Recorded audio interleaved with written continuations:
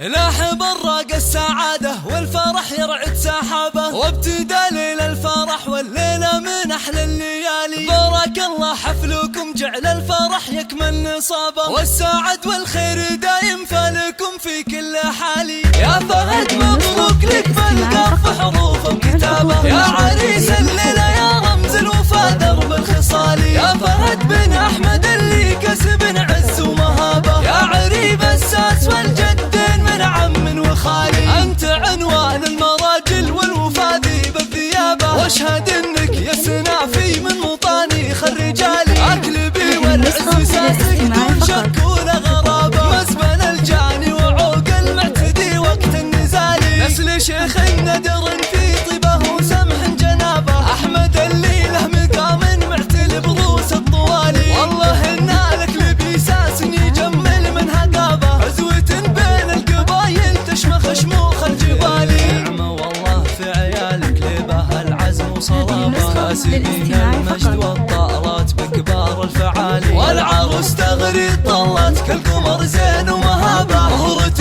في زينها متصدره بين الغوالي. كاملة في وصفها ما في لها ند مشابه، واشهد انها فرقه في حسنها وزين الخصالي. هذه تغريد كلها طيبه واخلاق ودرابه، طيبها من طيب ابوها واصلها بنت الرجال. بنت شيخ فتح للضيف والعانين بابه، وعلي راعى الفعول اللي تنومس كل غالي. نسبيع الغلبه يلي مجدهم كل حكابه، الرجال اهل الحميه والوفا واهل المعالي. نابت السبع عن مجد من قبل عصر صحابه، عزهم تشهد له سيوف صقيله ونبالي. نسبيع الغلبه يلي مجدهم كل حكابه، الرجال اهل الحميه والوفاء واهل المعالي. الرجال اهل الحميه والوفاء واهل المعالي.